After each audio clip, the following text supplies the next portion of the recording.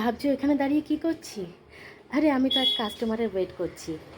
Customer বলবো না, মানে আমাকে আগে ফোন করেছিল আমার কাছে কেক শিখবে বলে। তো আমাকে বলেছিল দিদি কেক শেখার আগে আমি একটা কেক নিয়ে টেস্ট করতে চাই। আমি বললাম ঠিক আছে। তো সে তার বাবার অ্যানিভার্সারির জন্য, বাবা মার অ্যানিভার্সারির জন্য আমার থেকে কেক অর্ডার করেছিল। তো কেকটা ছিল খুবই ছোট্ট, 200 টাকার কেক। তো ব্যাপারটা টাকাটা সব থেকে বড়ো কথা না, বড়ো কথাটা হচ্ছে সে যে আমাকে ভরসা করেছে, এটাই আমার কাছে সব থেকে বেশি বড় পাওনা। বাবা মাকে এতটা না ভালোবাসলে এতটা বড় রিস্ক কেউ নিতে পারে না। কিন্তু চাঁদপাড়ার থেকে এই কাস্টমারটা আসছে, খুব ছোট্ট। যেমন কেকটা ছোট্ট তেমনি কাস্টমারটাও ছোট্ট। সবে মাধ্যমিক দিয়েছে, কিন্তু ও যে রিস্ক নিয়ে এতটা দূরে আসছে। চাঁদপাড়াটা তো বলো, আর এখানে না, বনগাঁ লাইনে। আর বনগাঁর মনে হয় একটা কি দুটো স্টেশন আগে, আমার ঠিক জানা নেই। তো তারই ওয়েট করে যাচ্ছি আমি এখানে। তো আমাকে ফোন করেছিল, বললো আসছি দিদি, আমি বিরাটিতে নেমে গেছি। আমি তাকে বলে দিলাম কীভাবে কী করে আসতে হবে। তো সে আসছে, তার জন্যই ওয়েট করে যাচ্ছি। সে কোথায়? তখন তো চলে আসার কথা।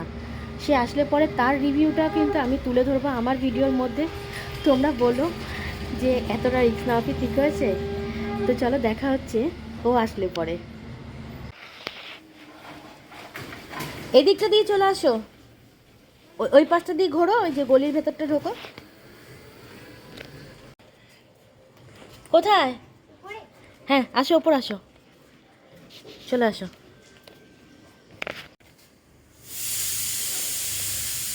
থাক, ওর জুতো খোলো, ওখানে চলে আসো। চলো এবার তুই বল তোর কেমন লাগছে। আমার তো খুব ভালো আর লাগে। এত দূর থেকে তুই কোথা থেকে এসেছিস আগে বল। আমি চাঁদপাড়া থেকে এসেছি, বন্ধু চাঁদপাড়া।